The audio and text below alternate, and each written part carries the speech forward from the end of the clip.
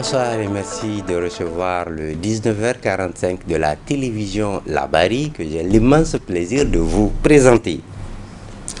Les candidats au brevet de technicien supérieur BTS d'État 2024 sont confrontés aux épreuves pour l'obtention de ce diplôme depuis ce matin. Et c'est le ministre de l'Enseignement supérieur, de la Recherche et de l'Innovation technologique qui a donné le coup d'envoi de cet examen en compagnie du gouverneur de la région de Niamey. Les détails sont avec Assama Ousaïrou et Aboubakar Soleil. Ils sont au total 4443 candidats repartis dans 14 centres à subir dans 17 filières les épreuves du brevet technicien supérieur BTS d'État session 2024 et cela sur l'ensemble du territoire national. C'est le ministre de l'Enseignement supérieur, de la Recherche et de l'Innovation technologique qui a procédé au lancement des épreuves au lycée franco-arabe du Niamey. Toutes les conditions, toutes les mesures, toutes les précautions ont été prises pour un bon déroulement de ce BTS d'État. Donc, ça va bien se passer, Inch'Allah. Et la première épreuve vient d'être lancée. Il y aura les autres qui vont suivre et vont se dérouler dans de bonnes conditions, Inch'Allah. Le ministre professeur Mohamed Saïdou a conseillé les candidats tout en les rassurant de l'engagement des autorités pour une bonne marche des examens. Les cas de fraude, je l'ai dit aussi hier, je les ai rappelés, tous les cas de fraude seront sanctionnés sans hésitation. De toute façon, ils sont suffisamment sensibilisés pour éviter d'être tentés par les fraudes.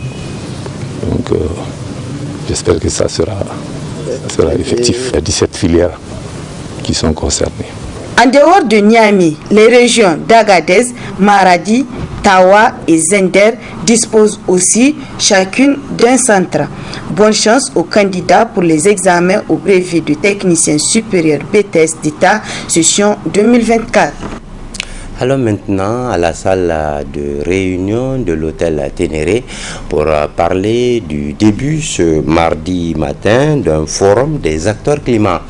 À l'origine de ce forum, le réseau de la jeunesse nigérienne pour le changement climatique en collaboration avec l'ONG internationale Oxfam. Il est question ici d'accorder les violons des différents acteurs pour renforcer les actions futures. Reportage de Adamou Soumana et Soumaïla Pulay. Les différents acteurs intervenant dans le changement climatique se retrouvent à travers ce cadre pour échanger autour de cette problématique afin de lancer une alliance et synergie d'action visant à renforcer les actions futures. Prenant la parole à cette occasion, le coordinateur du réseau porteur de cette initiative a bien voulu citer le contexte de cette rencontre ainsi que les attentes à l'issue de celle-ci. Formuler des recommandations et dégager des orientations au niveau national pour que nous puissions amener tous ceux qui sont sceptiques à la question du climat à savoir que le changement climatique est réel et à comprendre aussi les différents engagements. Parce que ce que j'ai compris, les gens confondent les conventions et la COP qui est un cadre de discussion ou bien de négociation internationale. Et les gens se focalisent uniquement sur le COP, surtout par rapport à l'exploitation de nos gisements ou bien de nos matières premières qui, nous savons, est une source de dégradation de notre environnement. Mais il faut que les gens comprennent, il faut que nous amenions les gens à comprendre que les engagements qui sont pris, il y a des pays qui sont de l'annexe 1, il y a des pays qui sont de l'annexe 2, où certains engagements ne les concernent pas, nous les pays en voie de développement qu'on appelle les PMA, les pays moins avancés. Donc il faut que nous amenions nos décideurs à comprendre que certains engagements ne nous regardent pas par rapport à l'exploitation, parce que nous n'avons pas encore atteint le seuil de développement pour pouvoir être imposés sur d'autres engagements des pays de l'annexe 1. Procédant à l'ouverture de cet atelier, le secrétaire exécutif du Conseil national de l'environnement pour un développement durable a de prime abord fait une présentation sommaire de son institution avant d'exhorter les acteurs du domaine du changement climatique à tirer profit au maximum de certains mécanismes pour le bonheur des populations nigériennes. Les conventions elles-mêmes ou ces cadres-là ont créé des mécanismes de financement. Vous entendez parler du Fonds vert pour le climat. Ça, c'est le fonds qui est dédié à la mise en œuvre de l'accord de Paris. L'accord de Paris parce que c'est lui qui fixe, qui nous demande d'entreprendre des activités afin de réduire nos émissions de gaz à effet de serre pour que d'ici la fin du siècle, la température mondiale n'augmente pas de plus de 1,5 degré, en tout cas voire 1,5 degré. Donc pour ça, on a créé le Fonds vert pour le climat pour aider les gens à prendre des actions, à demander le financement en vue de prendre des actions pour lutter contre le changement climatique. Tout ça, c'est des mécanismes. Il faut le comprendre. Je pense que les jeunes que vous êtes, il faut vous y mettre pour que vous puissiez comprendre mieux ces mécanismes-là, mieux profiter de ça au profit de nos pays, au profit des populations vulnérables. Ces conclaves d'une journée porteront sur plusieurs communications afin de dégager les voies et moyens permettant à ces acteurs de mieux traiter les questions relatives au changement climatique pour faire profiter au maximum le pays. Les pluies diluviennes de ces dernières semaines continuent de provoquer des inondations un peu partout au Niger. Mais la capitale n'est pas non plus épargnée par ces catastrophes naturelles. C'est le cas du village Gabougoura qui est inondé depuis hier. Une situation qui plonge des dizaines voire des centaines de familles dans le désarroi. Nos équipes composées de Ismaël Moumouni et Sadou Doumi ont visité ces familles pour toucher du doigt la réalité de leur vécu. Suivez plutôt. Pieds dans l'eau, maisons inondées, inquiétude, telle est la situation dans laquelle végètent les habitants du village de Gabougoura, localité située dans l'arrondissement communal Niamey 1. Cette situation fait suite aux précipitations enregistrées dans l'après-midi du lundi 12 août 2024. Ces averses ont plongé la population de Gabougoura dans le désarroi, comme en atteste le chef du village. Comme dit l'adage, tout le village a les pieds dans l'eau. Et ça a commencé dans les environs de 17h. Et vraiment, nous, au début, on croyait que c'était une petite pluie de nuages, des averses.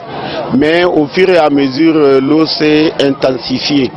Et si vous avez fait le constat, ça a pris le périmètre à partir de l'Osugungu pour aller à Tondibia, en remontant par Koubia et autres là.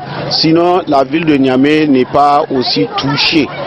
Et depuis que nous avons connu ces genres de pluie, en tout cas aujourd'hui, c'est la plus grande pluie, en tout cas de l'année 2024, que nous avons enregistrée au niveau du village de Gabougoura, qui dépasse les 120 mm. Les conséquences,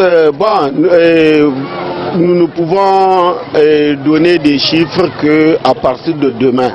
Aujourd'hui, les gens viennent dire l'effondrement de leur maison, mais c'est demain que nous pouvons faire le déplacement pour certifier réellement le nombre de maisons effondrées et faire la situation pour communiquer aux autorités compétentes. Le village de Gabougoura est victime des inondations répétitives, une situation qui résulte du manque de système de drainage des eaux, comme l'explique le chef du village. Vous voyez, depuis 2017, Gabougoura fait toujours face à des inondations. Et c'est des inondations répétitives. Chaque année, en tout cas, fait ses dégâts. Nous avons fait des cris de cœur. Nous avons ce goudron-là. Vous avez vu, ceux qui sont de l'autre côté ne sont pas touchés. Tout le problème réside au niveau de la route nationale qui n'a pas suffisamment d'ouvrage pour faire exfiltrer l'eau vers le fleuve. Donc voilà le problème auquel nous sommes, et c'est les conséquences des hommes et de ceux qui vraiment ont fait cette route-là, parce qu'on devrait tenir compte du terrain en utilisant au maximum les lignes de Talveg. On sait que ces lignes de Talveg sont des sources d'approvisionnement d'eau. On devrait quand même avoir au moins 3 ouvrages sur cette route nationale, sur le tronçon Gabougoura, pour pouvoir faire exfiltrer l'eau. Malheureusement, nous n'avons qu'un seul. Et vous savez, pendant la saison de pluie, tout ce que ça amène comme bagage, déchets et autres avec, et à n'importe quel moment, il peut être obstrué. Et voilà la conséquence de ce qui est en train de se passer actuellement. Les habitants du village de Gabougoura lancent un cri de cœur à l'endroit des autorités, mais également de bonne volonté, afin de mettre fin à leur calvaire répétitif. Découvrons maintenant et ensemble un métier qui tente à disparaître, mais encore exercé par quelques personnes qui l'ont hérité de leurs parents et grands-parents. Il s'agit du lavage de bonnets. Si le port du bonnet est une tradition bien ancrée chez certains Nigériens, son lavage et donc son entretien est assuré par des spécialistes que nous fait découvrir ici Nafissa Zakou. Nous sommes aux alentours du grand marché de Niamey. Sur un des angles, sous un petit hangar, se trouve le jeune Abdrahman. Il n'est pas revendeur comme tous ses voisins. Lui, il lave les bonnets. C'est cela son métier, le lavage. Une activité qu'il a héritée de ses parents et qu'il exerce depuis l'âge de 12 ans. Le bonnet symbolise la sagesse. Il faut l'entretenir et en prendre soin. Ana fara wanki deja an tana da ruwa an aje a sayo omo kuma wanga shi kusa tati shi ma akwai shi kuma wani dan tan za a dan abin gashi fabrikan shi na da kyau kadan mai in ka wanke hulla kan rataye sai ko. Le lavage des bonnets se fait avec de l'eau et du détergent. Après, on intègre la gomme et on laisse sécher pendant 2 voire 4 heures de temps. On lave les petits bonnets à 100 francs et les grands à 200 francs. Et celui qui veut qu'on lui repasse son bonnet paye 500 francs CFA. An ka aje shi sun ka samu awa biyu in akwai zahir rana ma ba su kai haka nan wasu in kuma zahir rana yana da nauyi babu iska har ga baki ɗaya suna samun awa 4 awa 5 duka ga baki ɗaya. To wankin hulla da dala 40 na ana yi. Akwai dan karami leje kamar wanga shi dala 20 wanda ya kawo mun ka gabai da ƙarfi yace 20 na gare don muna amsa mu amsha bin mu wanda ya kawo shi ko wanda da dan tsawo mai kawwaga shi shekara dala 40 shi ko mai wagga in yace za a goge mai tayi walƙiya shi ma ana mai repasse na sai shi biya dala 100. Abdrahman s'est dit fier de son métier. Il l'exerce avec passion et il arrive à satisfaire ses besoins. Mu da ba mu da mawayon kware da ba mu aiki kware ba an ka kama na ana koya muna ga yadda muka samu muna iya muna tare da masu yi su kuma wanda sun ka samu wani abu daga cikin su wanda amma yamma sun ka shiga kasuwa sun ka bar mu da shi. Mun ma muna nan muna gai ma muna fatan ubangiji Allah shi kawo mahita cikin wannan al'amari da muka yi ko mu bar shi ko kuma dafa wani mai. J'ai commencé cette activité dès le bas âge avec nos aînés. Et Dieu merci, on arrive à subvenir à nos besoins et ceux de nos familles. Deux fois, je gagne 2500, 3000, voire 4000 francs par jour. C'est un travail difficile qui demande une attention. To kasan shi rabo na Allah wani ana samun 500 jika 3 wani bi har jika 4 an ka samu har samu in ta taho da abin da a sa a kazanci akwai waya gare abin da an waya gare shi rago bai wanga aiki tunda swahini ina yi na azumi na naka tunda sai ina yin ban huta. Les clients se disent satisfaits des services rendus par Abdrahman. Mu ya kamata mu sa hulla saboda muna da cija. Je porte le bonnet parce que je me sens à l'aise. Et cela fait 25 ans que j'amène mon bonnet pour lavage auprès de Abdrahman car il fait bien son travail. Wajen shekara 25 ya kware ku tun yana yaro yana bayan wanshi har yanzu shine yazo ya kama da kanshi. Abin da yasa yana sa wallahi dan saboda Je porte le bonnet car la religion l'autorise et quand ça devient sale, je l'amène chez Abdrahman pour qu'il le lave. Je lui donne 150 voire 200 francs. Je suis satisfait de son travail. Alors, comme dit un adage, il n'y a pas de saut métier. C'est pourquoi le jeune Abdrahman doit être soutenu et encouragé par les bonnes volontés. Ce journal vous sera rediffusé tout à l'heure à 22h45. La rédaction vous donne rendez-vous demain à 7h15 et à 12h45. Moi, je vous reviens jeudi à 19h45 pour d'autres informations. Mais en attendant, le programme se poursuit et tout de suite, la rediffusion de la revue de la presse, c'est avec Adam Soumana. Bonne réception et à très bientôt, Inch'Allah.